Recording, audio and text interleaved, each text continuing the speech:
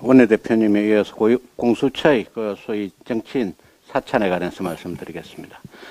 어제 실시된 법사위 전체회의에서 김진욱 공수처장은 우리 국회를 상대로 그리고 국민을 상대로 해서 새빨간 거짓말로 국회와 국민들을 기만했습니다.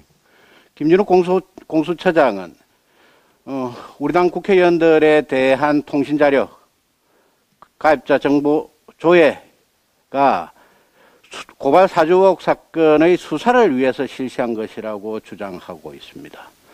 물론 수사기관이 수사를 위해서 통신자료를 조회할 수는 있습니다.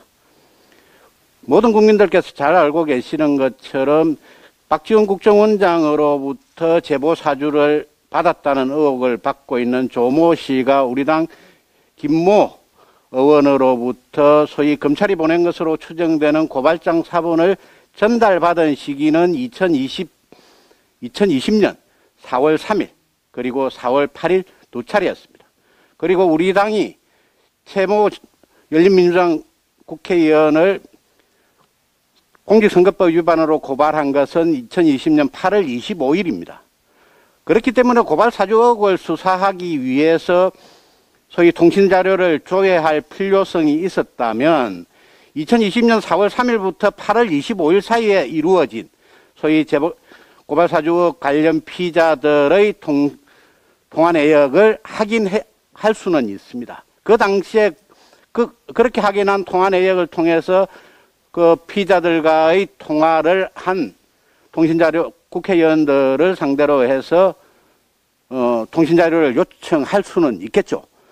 그런데 이 소위 고발 4조억이 제기된 것은 2022년 9월 2일 날 뉴스버스라는 인터넷 매체를 통해서 최초로 보도가 되고 오늘 9월 10일 날 김모 국회의원의 국회의원회관 사무실 압수수색이 있었습니다. 그렇다면 결국은 그 올해 9월 10일 부검경 소위 통화 내역을 이제 확인했을 것으로 보이는데 통신비밀보호법 시행령 41조는 통신사실 확인 자료 그러니까 통화 내역을 보관하는 기간을 1년으로 한정을 하고 있습니다. 그러니까 올 9월에 발부된 소위 법원의 허가서에는 작년 9월 1일 그러니까 2020년 9월 1일부터 그 시점까지의 통신 내역만 제공이 되었습니다. 여러분 생각을 한번 해보십시오.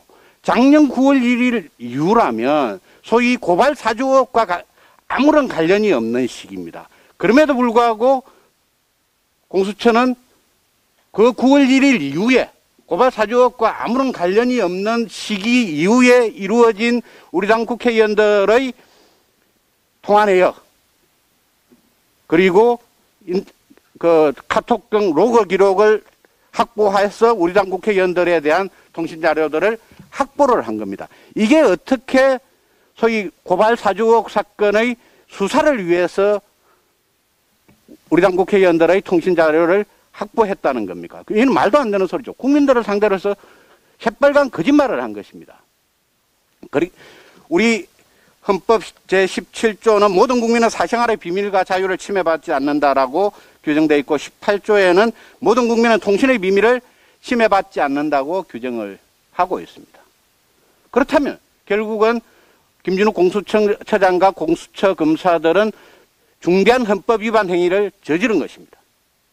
그렇기 때문에 김진욱 공수처장은 당연히 즉시 사퇴해야 하고 사퇴하지 않을 경우는 문재인 대통령이 해임을 해야 되고 그렇지 않으면 우리는 탄핵으로까지 탄핵을 시도해야 된다고 생각을 합니다. 이상입니다.